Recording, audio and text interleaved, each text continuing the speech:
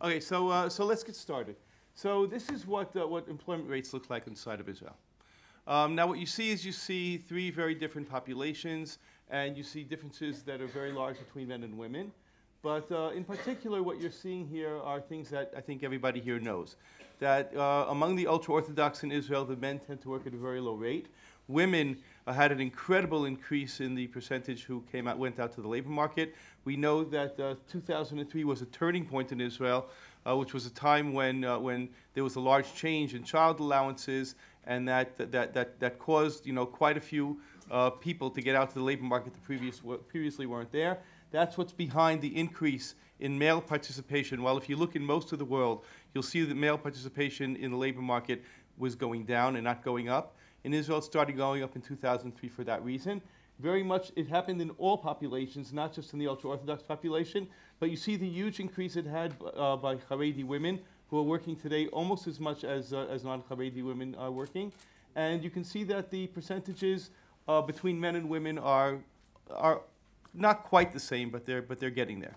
The two populations that are still working at relatively low percentages, we know Arab Israeli women are working in low percentages, and Haredi men are still working relatively in low percentages. So those are the basics that we all know. Now I'm going to give you, taking a look at what happens with respect to the average monthly wage, you see larger differences among men. You see that the Haredi men who are working are not earning very high wages. The Arab Israeli men who are working are not earning very high wages. We know that that's because the level of human capital they have tends to be relatively small, and therefore their wages are far below those of the rest of the population inside of Israel. Among the women, the differences are smaller than they are. It's also true that in Israel, the percentage of women who are employed in high tech are relatively small. I'll show you that in a little while. But you can see that the ultra-Orthodox and the Arab populations have similar sets of wages, both for women and for men. The gaps are much bigger for men than they are for women. And of course, you also see the gaps between men and women. There was a paper we wrote on that about a year and a half ago, which showed why that happens inside of Israel. So those are the basics with respect to the different parts of the population. Moving on to the different parts of the country. So we tend to divide Israel into three parts. We divide it into the center, the south, and the north. And what you're seeing here is that in employment rates, among men, there's almost no difference in employment rates between the different parts of the country. But among women, we do see a very, very large difference, that you have far more workers inside the center, then the south, and then the north. The north has the lowest employment rates. When we take a look at wages, we do see among the men also that those wage differences still exist. That men in the center are still earning a lot more. We know that's where most of the high tech is. That's where most of the more developed part of the economy is. And they have higher wages there. Among women, you also see that the women in the center tend to be earning more than the women who are not in the center. Now, what I'm going to do is I'm going to try to break that down a little bit more. In particular, going back to this one, where you see a difference for the women between the center, the south, and the north, but you don't see it for the men. So I want to zoom in on the women in different parts of the country. And this is a very interesting graph, because what this is showing you is that within group, there's really no difference between the different parts of the country for women also. In other words, where we saw that women were working more in the center, that's not true if you look within the ultra-Orthodox group, within the Arab Israeli group, within the rest of the population. You're not seeing that same difference there. So what's obviously happening is that the makeup of who is working in different places is very, very different for the women. For the men, you're seeing the same type of issue, but for men in general, we didn't see a difference. Men are employed at much higher rates in all areas, and therefore you're not seeing this type of difference that you did for the women. So that's an interesting finding. The other thing I want to be moving to, and want to spend most of my time on, is talking about a little bit about the high techs. That's what we're going to be starting, and Gene's going to be speaking about the Startup Nation. Looking forward to hearing everything he has to say. But I want to talk a little bit about high tech. And I'm going to start again with a very, very simple breakdown. The very simple breakdown is that there's an increase happening over time. We know that. But we also know that men are working in high tech a lot more than women are. So with men, you're getting up to about 11%. For women, you're a little bit above 6%. All told, you're talking about 9% in the entire economy. And that's really a very, very large difference, but it's not unique for Israel. If you go to the Silicon Valley, you're going to find the same thing happening over there, that the differences between men and women are very, very high. These tend to be jobs that men go into much more than women do, for many reasons that have been discussed a lot. I'm not going to go into right here. If you take a look at different parts of the country, this is also somewhat obvious, that where you have most of the high tech is in the center, and there you're up to about 10%, rather than 9%, about 10% of the population is working in high tech in the center of the country, less in the south and far less inside the north. So that's the geographic breakdown that's going on. If you take a look at the share out of total employment by gender, I'm sorry, by part of the population and by gender, well, you're seeing that if you take a look at non-ultra-Orthodox Jewish men inside the country, in other words, everybody who's not Arab, not Haredi from the men, you're all the way up to 14% are actually working in high tech. That's a really high percentage. There's no place else where it comes even close to that. That's a really, really high percentage. Really small percentages of the Arab Israelis and of the Haredim are working inside high tech. When you move over to the women's side, you see similar but much, much lower numbers, except for the one change that's really different is that you see an increase, a big increase among Haredi women who are moving into the high tech center. You see that happening You see that happening more and more inside of Israel. So those are the main changes that are going on.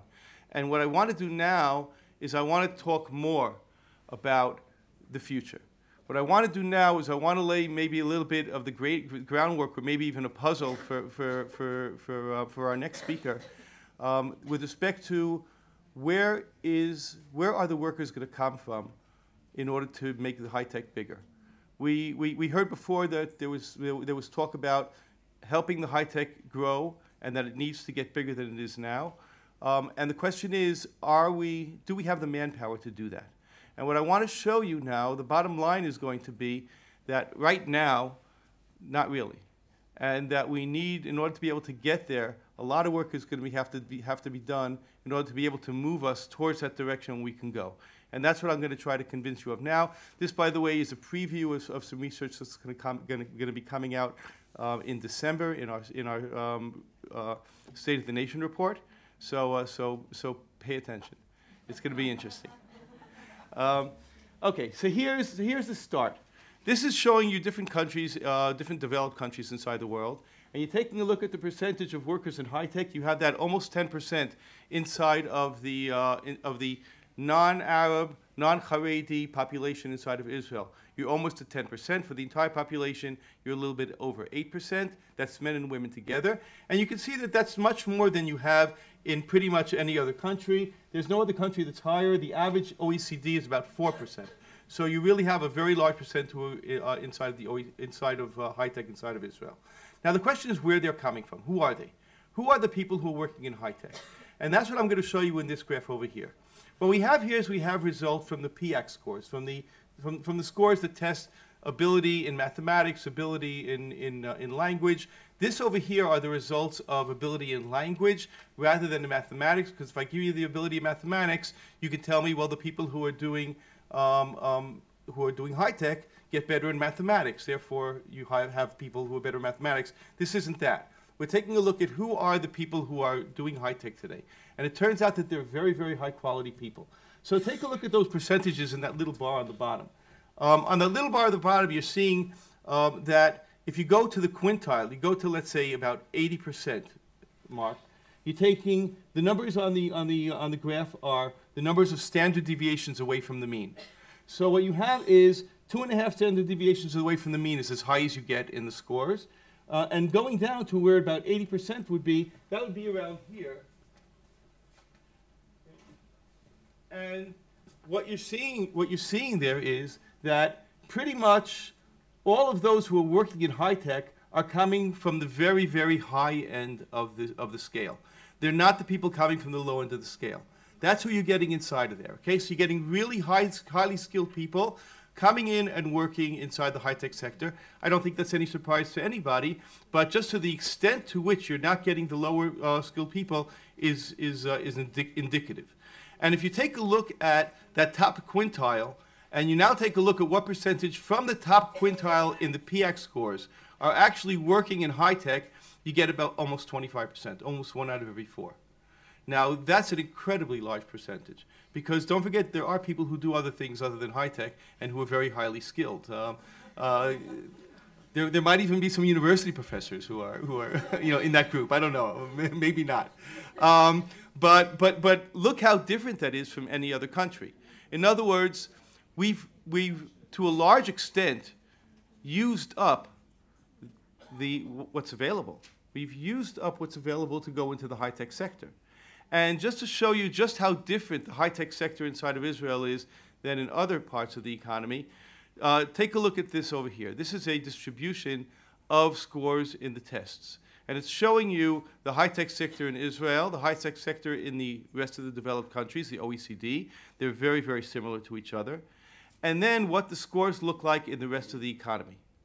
Now, we played with this quite a bit to take a look at what's going on, to figure out what's happening here. And if you just take a look at what's happening now, currently, who it is that's working in high-tech, who in the OECD is able to get into the high-tech industries, and you ask who's still available in order to go into high-tech inside of Israel, you're going to find that the percentages are pretty small.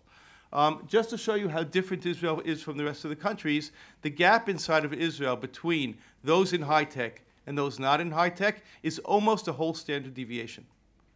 Almost a whole standard deviation. That's an incredible amount. And what that means is that the labor force we have available now, not working in high-tech, is very unlikely to supply a lot of workers for the high-tech in the near future. We're going to have to try to find them in the future. It's going to have to come from more education, from better education, from different types of training. If you can find it, there are a number of sources you can get it from. You can get it from the Arab-Israeli population, which isn't currently there. You can get it from the Haredi population, perhaps, if they're willing to move into it, which isn't currently there. But these are the difficulties that the Israeli future market faces if you're thinking in the terms of going towards high-tech. Now, if you're thinking otherwise, and it might be worthwhile thinking otherwise, or the many who think that might be the right way to go, maybe, to some extent, you need to put less emphasis on high-tech and put more emphasis on other places inside the economy.